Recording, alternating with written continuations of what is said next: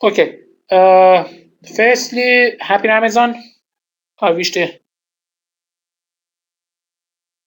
best days during this month for you and your family. Before starting today's lecture, I should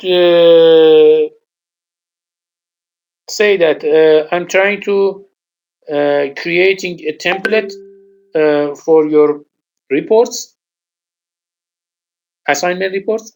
Please, before submitting your final your final reports, put them into this template and then upload the template in the LMS.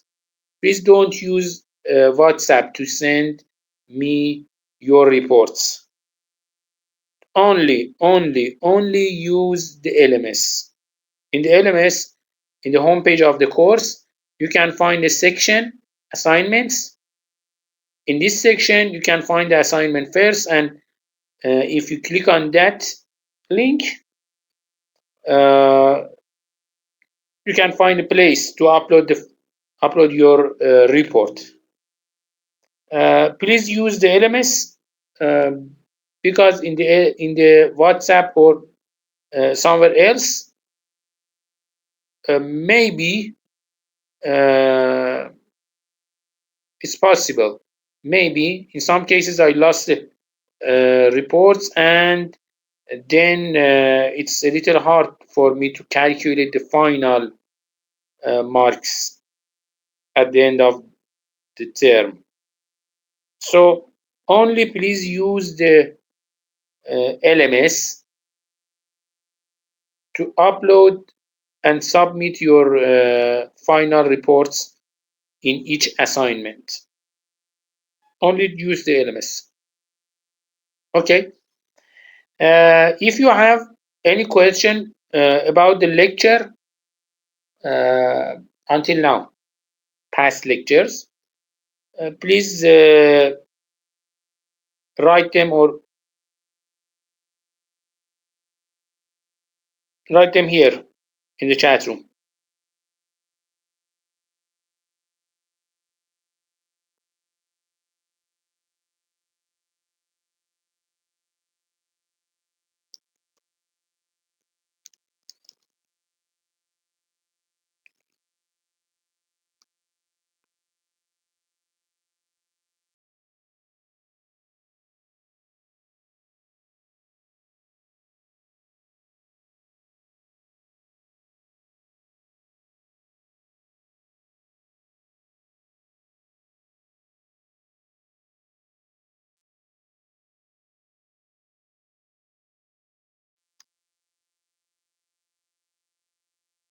No question? Okay.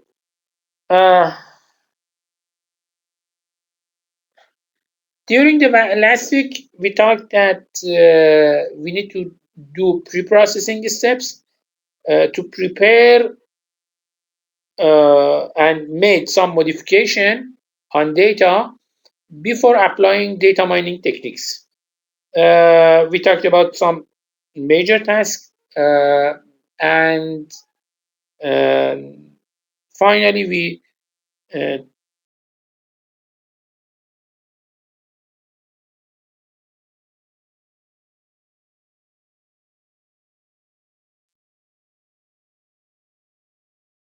received to this slide, data cube generation. We talked about sampling, and we received to this slide. Data cube aggregation.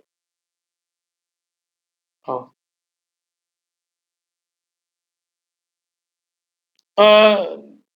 Before starting, I should mention one important note. It seems the Adobe Connect platform, the server of Adobe Connect, has some problems. Still, it has some problems because last week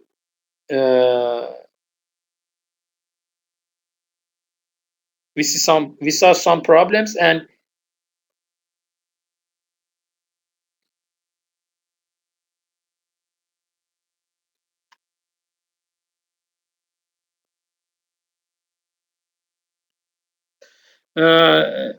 as you can see, still the problems are remain. So during the lecture, sometimes you may receive some interrupts. Uh, as I talked with Dr. Rahmani, maybe in the next lecture on Tuesday, maybe I change the platform of the class. We have some other options too.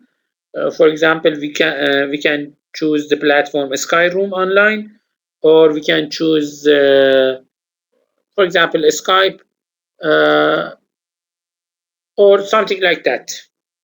Or and maybe we can use offline recording too. Uh, Before next lecture on Tuesday, I will give you the results in the WhatsApp. I will write for you the results of the results for this problem. Can we change the platform, or yes or no, and which platform we will use in the next lecture. I wish the problem uh, resolve be resolved before the next lecture. Okay. Uh, Data cube aggregation. Sometimes we have some data sources, data gathering from different from individual entities, and we don't need to use all of those data. We don't need to use them, all of them. For example,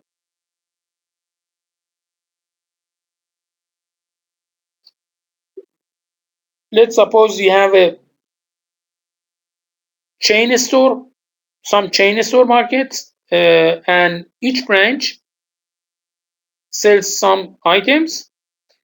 And now I want to apply some data minings on the information of the sales. Okay. Before applying data mining techniques, it's better for me to summarize those data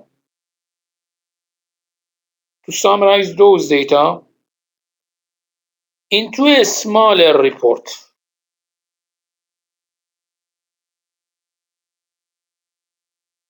Why? Because, for example, each of those datasets comes from different, for example, um,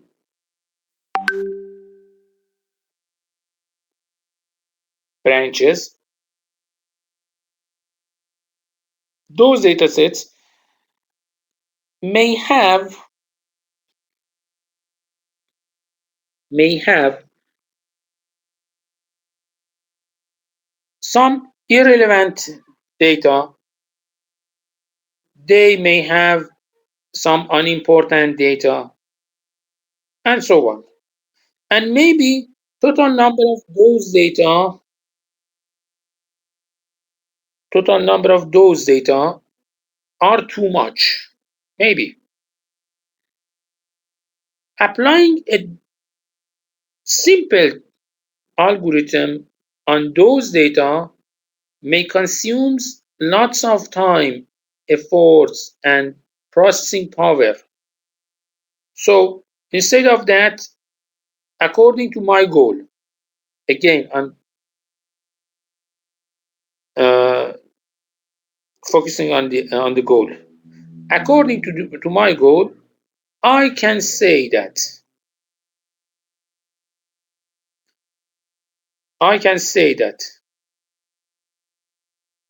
if I create a summary report from those data, still I can apply my data mining algorithms toward that goal. So we are going toward finding a smaller representation for the data to do our job toward the goal.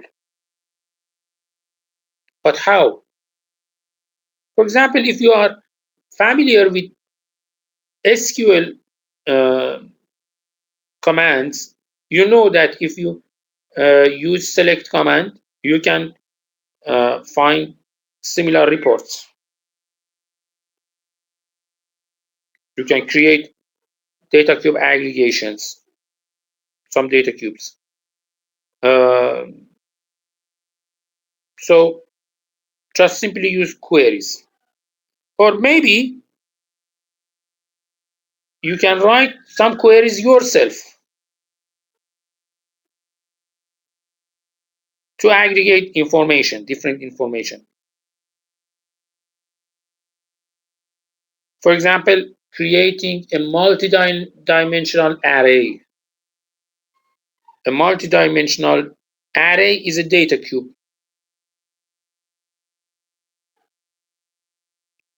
We can create a data cube of marks of students. We have different students in different majors. Each of those students have some courses with different marks. So I can create a multi-dimensional array and put those marks into that array. So just simply I need to create some queries to aggregate information into a smaller area, into a smaller form of representation.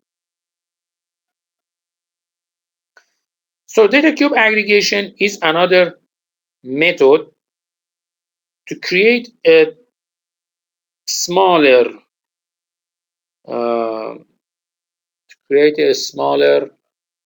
form of data.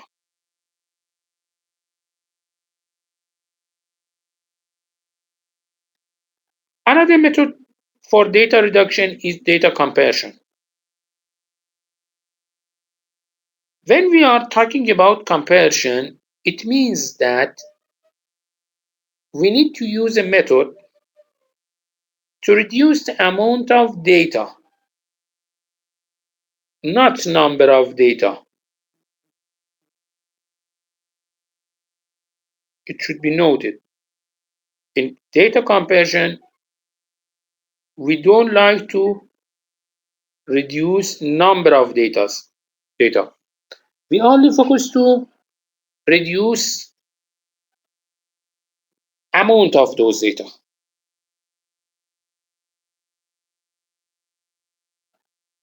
For data compression, you can find extensive theories and algorithms. They are defined in the universities and industries. You can find them in the internet if you search. But what is important in data compression is that when we are trying to compress data, firstly, we should define that during the compression,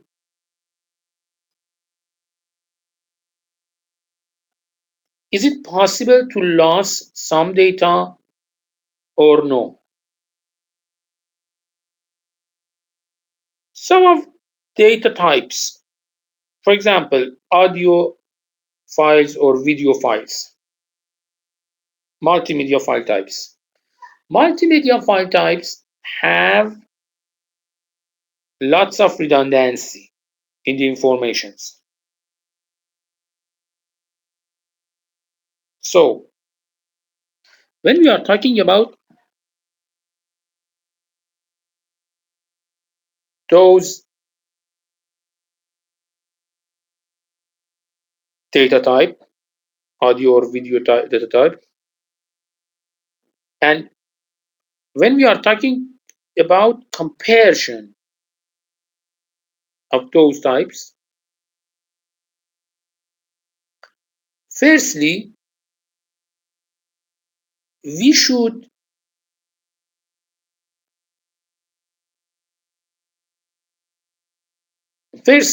we can remove those redundancy easily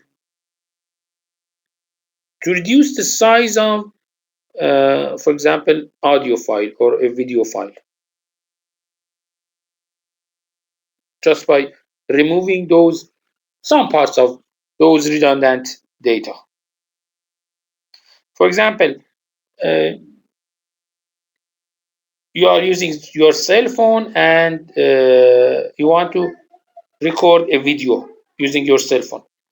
If you go to the setting of your camera on your cell phone, you can see that the file will be recorded with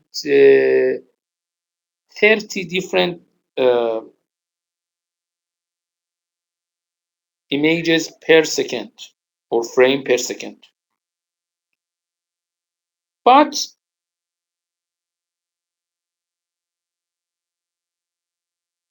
if 10 of those record be removed, if I remove 10 of those frames, the camera will record the video with 30 frames per second. If I remove 10 of those frames, if I remove 10 of those frames, then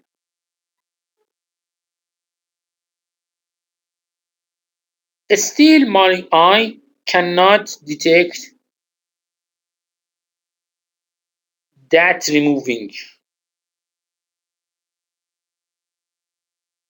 The human eyes cannot detect that reduction because those data was redundant. Just we remove those redundancies. So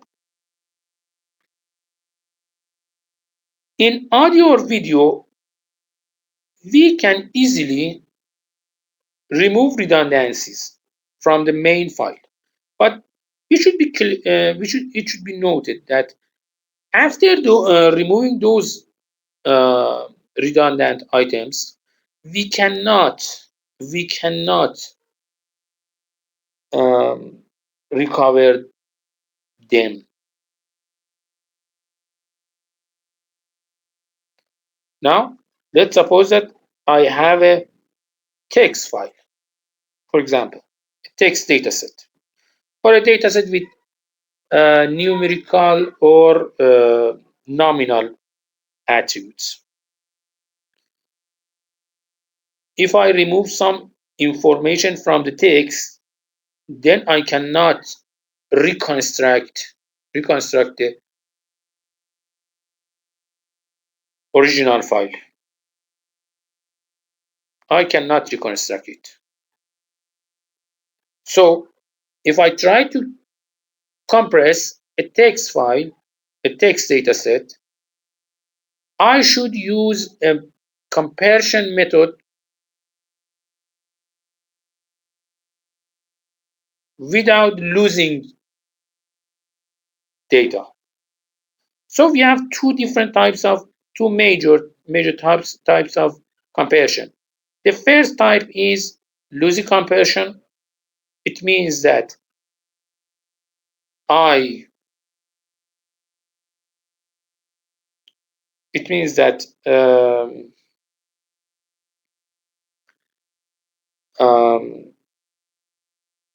I am trying to compress data with accepting some loss in my data. And the second type is lossless compression. It means that I'm compressing the data without any loss in the data. It means that when I'm trying to reconstruct the data, I can receive the original data file. But in lossy compression, after compressing data, I cannot recover the original file again. I will receive an approximated file, a file with some approximated values, not the original one.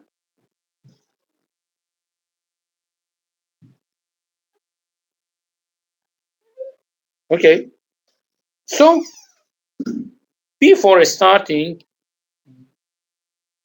to applying a comparison method, it's important for us to answer this question. Do we need a lossy comparison or we need a lossless comparison method? We should firstly answer to this question.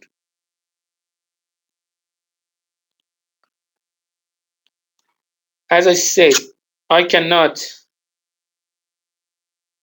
work with both of those methods on a similar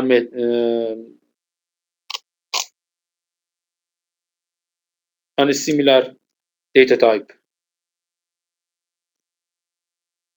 In audio and video, yes, I can use. Most of times we are using lossy methods because there are lots of redundancy in audio and video file types. But for text files, no. Just I need to use lossless methods for compressing data. And sometimes it should be noted that sometimes my data are time sequence. Time sequence means that my data changes during the time. My data changes very slowly.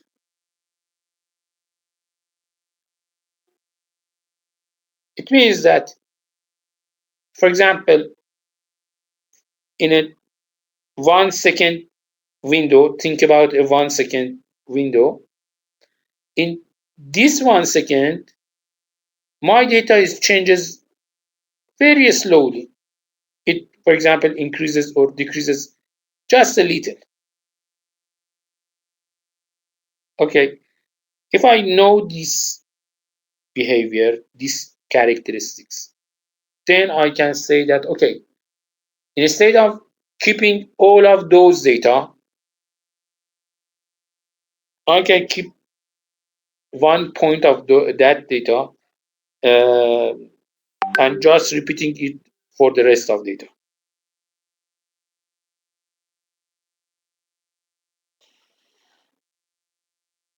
Audio file types is an example of time sequence data, but time sequence is a wider uh, type, and we can talk about lots of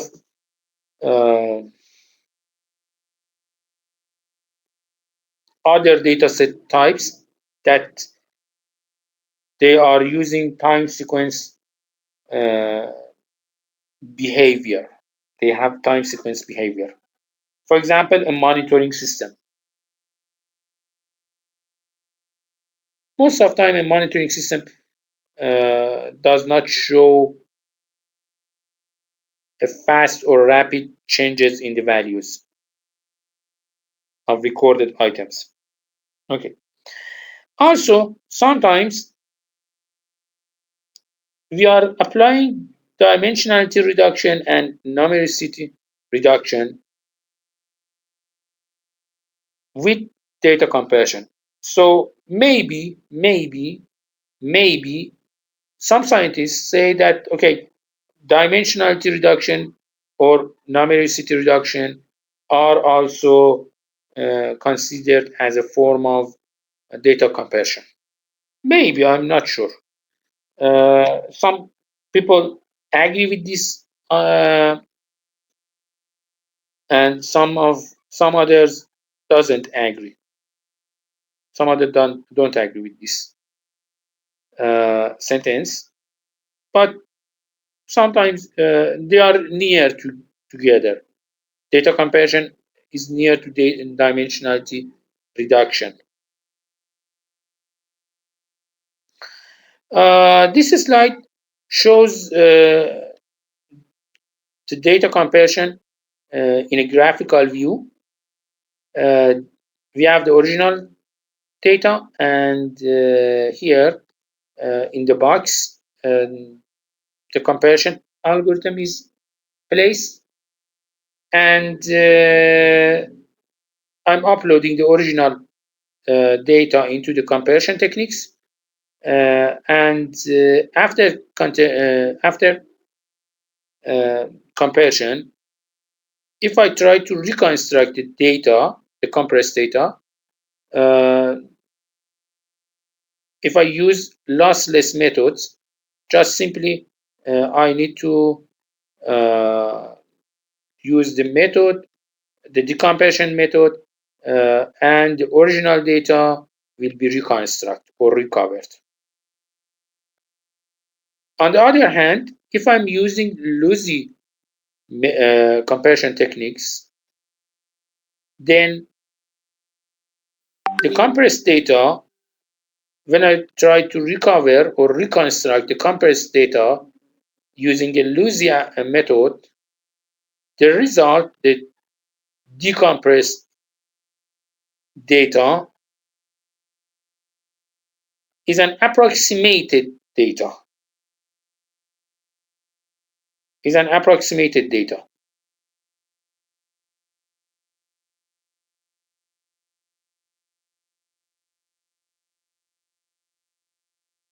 So, as we can see here, there is a big difference between using a lossless compression method and using a loosey method. So before using a data compression technique, think about the type of your technique toward the goal, toward your goal of data mining process, and then use those techniques. Okay. The last major task in data preprocessing is data transformation and data discretization. Okay, but what is data transformation? Data transformation means that I'm using a method to change the values of one attribute from one space into another space. In other words, data transformation means changing values of one attribute, of a given attribute, with new values. Changing the old values, replacing the old values with new values. Why? Because, again, toward the goal. Because as I check the value, if I transfer the data or changing the values of attributes, if I changing the values of attributes, I can say that uh, those those attributes, if I change those values, it makes a simpler or easier way to apply data mining techniques toward the goal.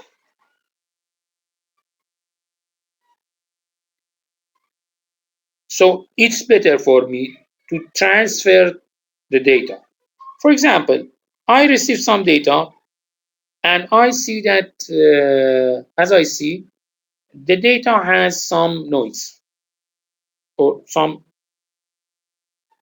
outliers. If I use smoothing techniques, I can remove the noise somewhat, not completely. I can remove the noise using smoothing techniques. Sometimes I can create a new feature or a new attribute. Adding a new attribute to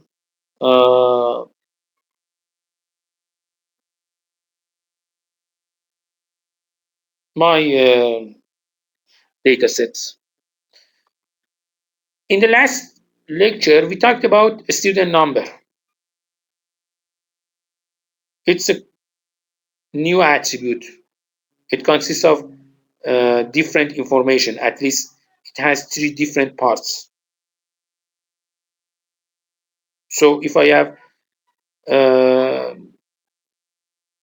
student number, I can talk about uh, those combinations. Or sometimes, for example, I'm trying to uh, talking about marks of students, different students in a class. For example, your marks or GPD. Okay, average of your marks. Mostly in the education, the professionals using average of marks of students or GPD to talk about the quality of um, teaching for each student. Okay, I can create a new feature and calculate the average number of all courses and put them in that feature. So during each query, it's not necessary for me to calculate the average again, making lots of effort to finding them. Just simply I need to find the uh, attribute average or GPD or something like that. So sometimes if I create a new attribute, it's a data transformation technique. Data aggregation. As we talked in this lecture, first of this lecture, data aggregation means that creating a summarization, creating a data cube, presenting data in a summarized form. So when I'm aggregating the data, I'm trying to construct a cube, a data cube. So it means that I'm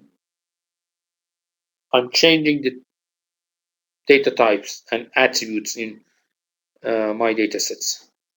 Sometimes I need to normalize data. Normalization means applying different scales or scaling the data, size of data. In the past lectures, we talked about normalization. For example, when I'm talking about age, near to the, I have two different features, age and income. I said before, in the past, I said that the age is a number between 1 to 100, and income is a number between, for example, 10,000 to 200,000, for example. So there is the scale of income is not same as the scale of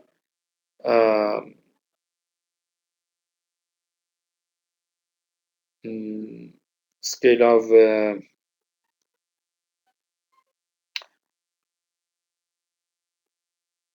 age. But if I apply normalization and changing the scale of information into a predefined scale, I can see that their effects can be equal. To do this, we have different normalization methods. For example, min-max normalization, z-score normalization, and normalization by decimal scaling. We will talk about them in this lecture, and we will show you how we can scale data and fit the data into a smaller form, into a smaller range. And discretization. Discretization is a type of data transformation. When you are trying to discretize data, it means that instead of using the raw data, I'm putting the data into some groups, some categories, and after that, just I simply repeat the label of that group. It's a discretization. For example, address. If I'm talking about address, I can see that, for example, I am a faculty member of Iraq University. Okay, this university is in Iraq city, in Markazi province, in Iran, in the Middle East, in the Asia continent. I can see a hierarchy.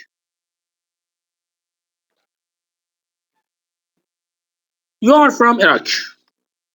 Okay. Instead of talking about your city, I can see that all of you are from Iraq. And if I'm going upward into my hierarchy, I can say that Iranian and Iraqi people are in the Middle East, and all of them are in Asia.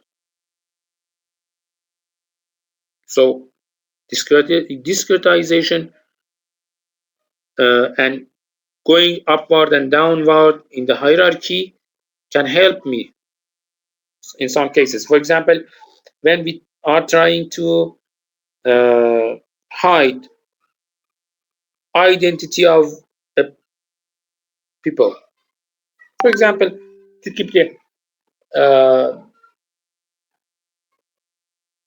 privacy of information, users' privacy, information privacy.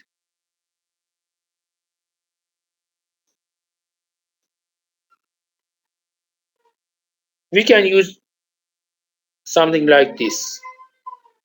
For example, we can change the name of city into, for example, name of province, or into name of country, or something like that.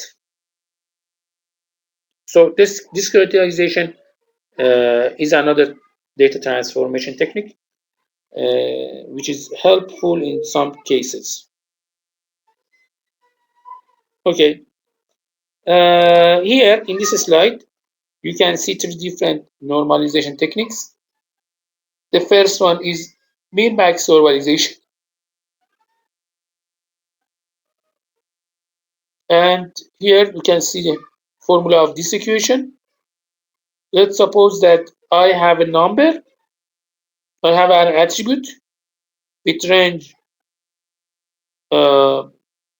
values of this attribute uh, is a is placed between minimum of A and maximum of A. Okay, I have an attribute with a range between minimum A and maximum A, and now I'm trying to normalize this data of this attribute into a new space, into the range between new min and new max A. So just I need to put an item and data item into this formula to calculate the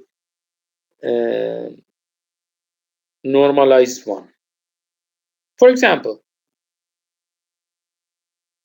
I have an income attribute. Oh, excuse me. I have an income attribute. Its value is something between $12,000 to $98,000. Okay, and I'm trying to normalize these values into the range 0 to 1.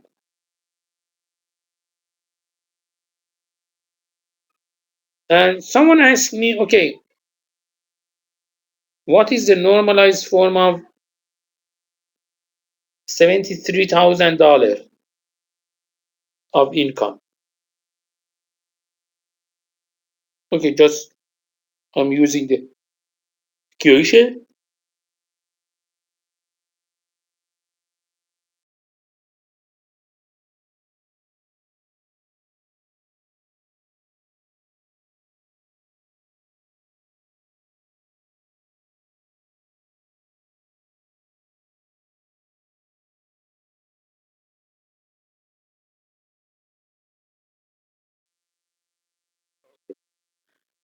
In Z-score normalization, we are using another type of normalization, and using this equation, V print, or the normalized value, is equal to V minus mean of A divided by standard deviation of A. A um, means total values for the attribute. Okay, so in Z-score form, we need to calculate mean and standard deviation values of an attribute. And then I can replace data in this equation and find the result. For example, in the last example, let's suppose that the mean value of income is 54,000 and the standard deviation is 16,000. And we looked for $73,000. So just by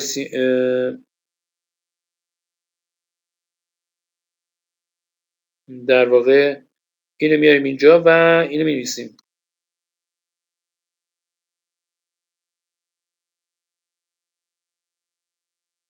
The final result is 1.225.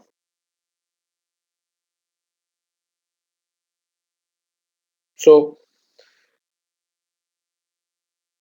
we apply another normalization techniques. The third technique is using decimal scaling. Vprint, or the new value, is V divided by 10 in power of J. and j is the smallest integer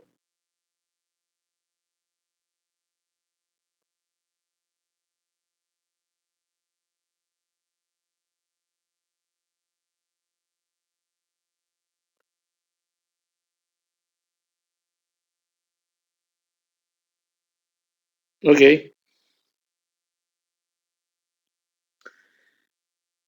It depends. J is depends to the number of digits in V. Number of digits in V.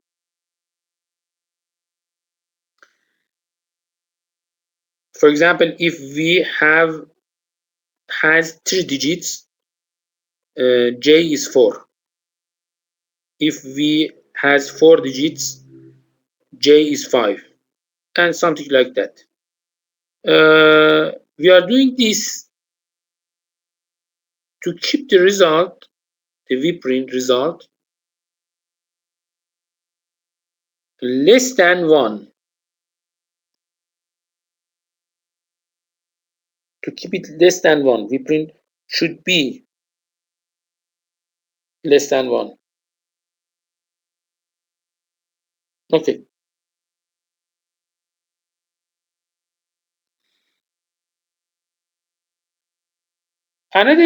Another case in data transformation is discretization.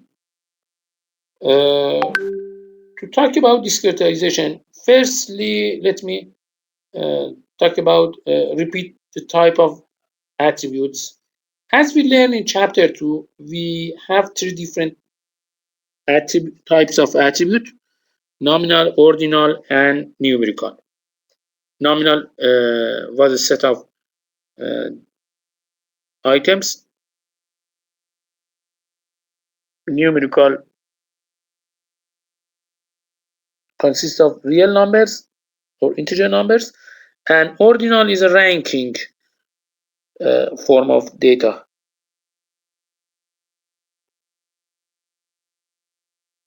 When we are talking about discretization,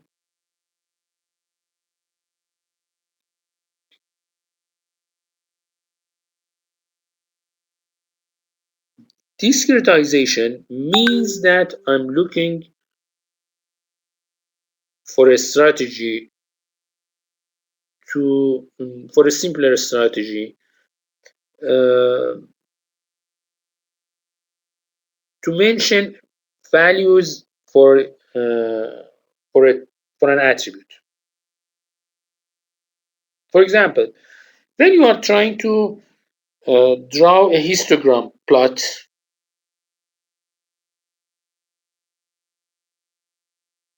you can see that the data are scattered or distributed among different bins. For example, the data are distributed among different bins, and after finishing the histogram,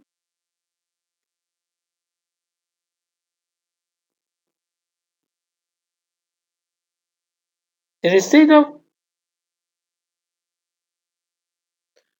repeating the real value of raw data of that attribute, instead of that, we just need to repeat uh,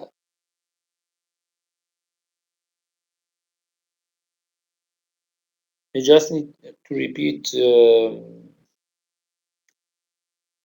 name of those beans. I have some beans. Just I need to say, for example, bean number 3, bean number 2, bean number 5, or something like that.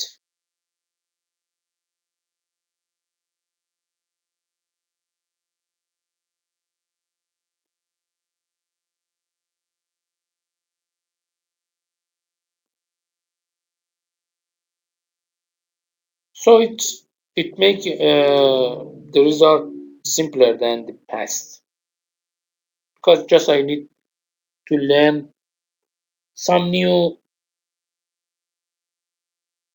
name of beans, name, nothing more. So for discretization, firstly we should arrange the attribute values, and then divide these attributes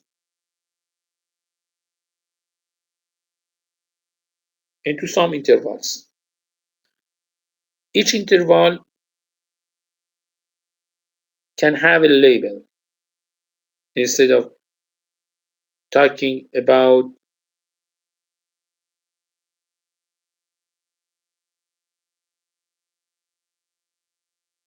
um,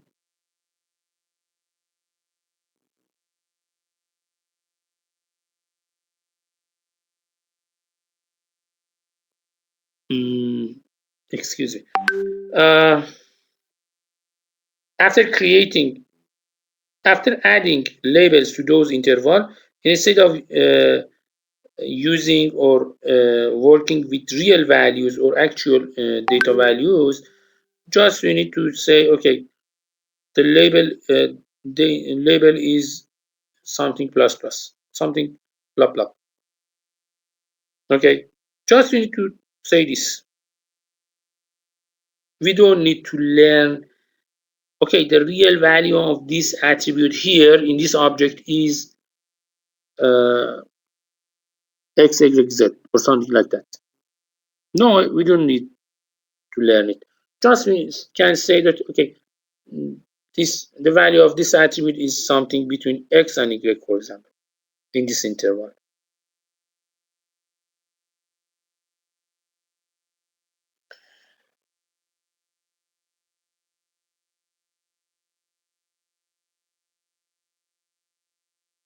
So discretization can help us to replace a label of actual data with some fewer number of labels.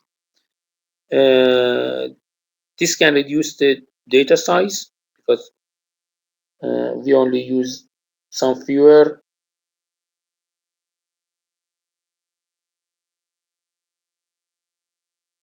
um, options. Uh, discretization can be done in a supervised format or unsupervised format. Um, it depends to our knowledge from the data.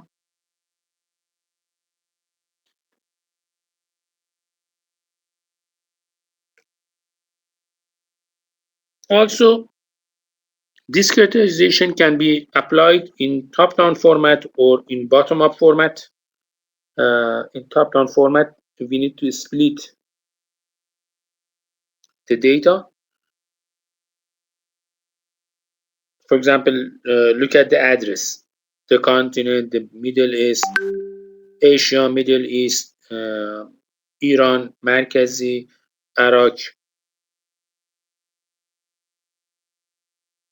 I'm starting from the root of the tree and going down.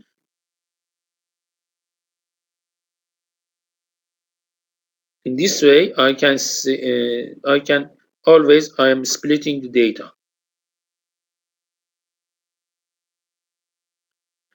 Or sometimes we need to merge data in a bottom-up format. We need to merge some data to create a new features. And also, discretization method can be applied recursively to on an attribute, and it can make further analysis. We can make further analysis on data discretization using methods, for example, using classification or something like that um, to do.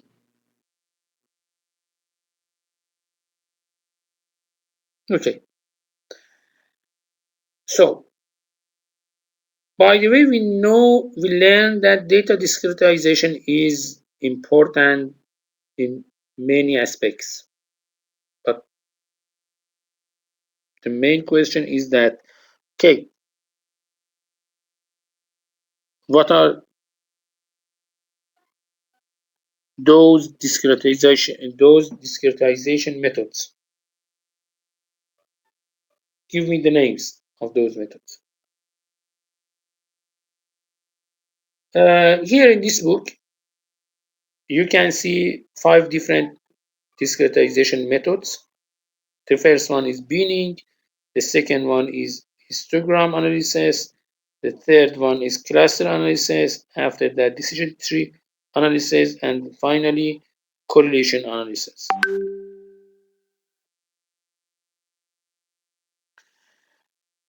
The binning techniques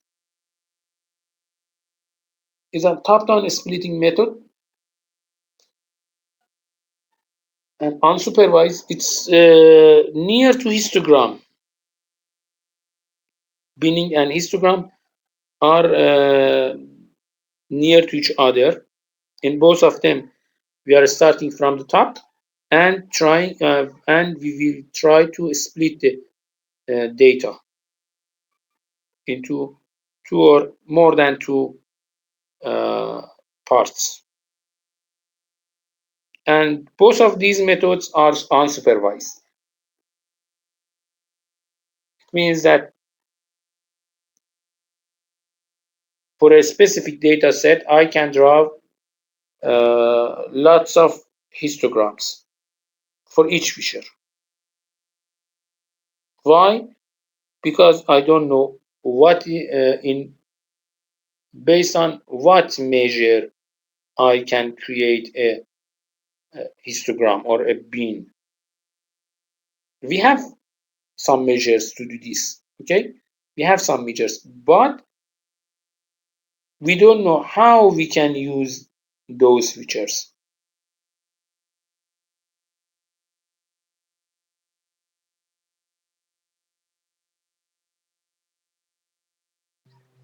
So you can simply change everything, and it means that the shape of, for example, histogram can be changed too, would be changed too. The third method is cluster analyzing. It's a good method. In this case, it's an unsupervised method. In this case, starting from top.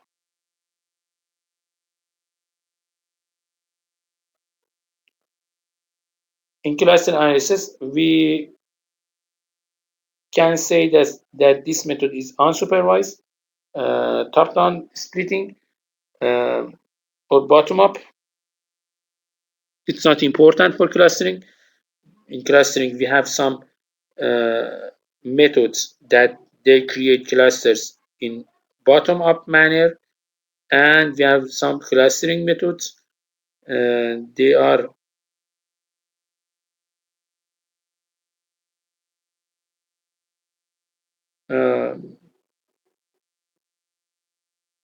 we can make clusters in using different methods.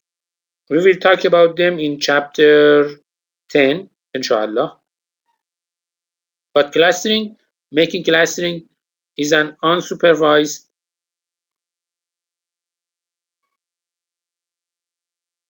here. Okay.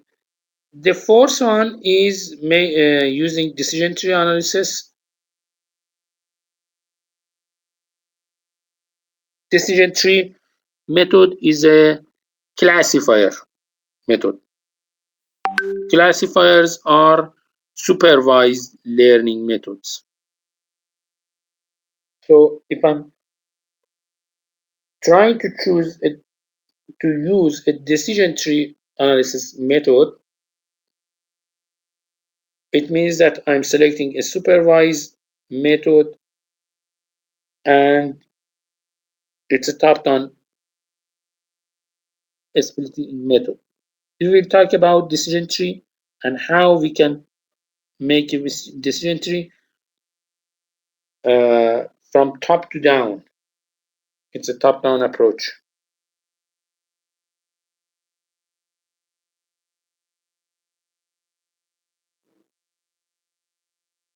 And also, Discretization can help us in different areas. So sometimes we can say that, okay, if we calculate the correlation between two different methods,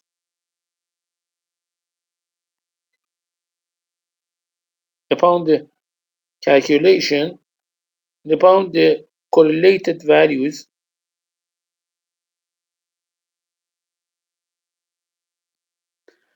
the data is discretized. The data can be discretized among different areas, and as we know, correlation analysis is an unsupervised method.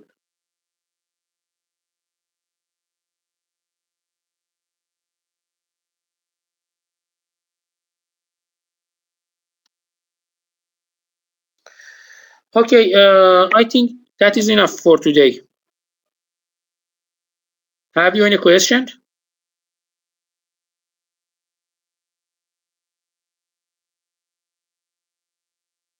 Have you any question?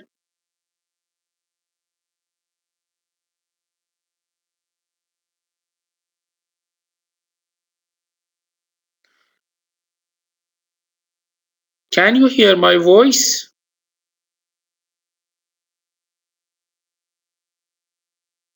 If you hear my voice, please write a plus sign in the chat room.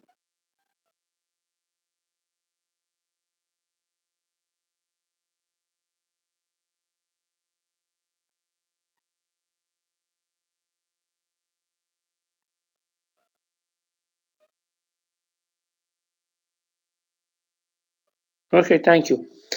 Okay, thank you for joining to the class. I will see you on Tuesday, inshallah. Have a nice day, and bye-bye.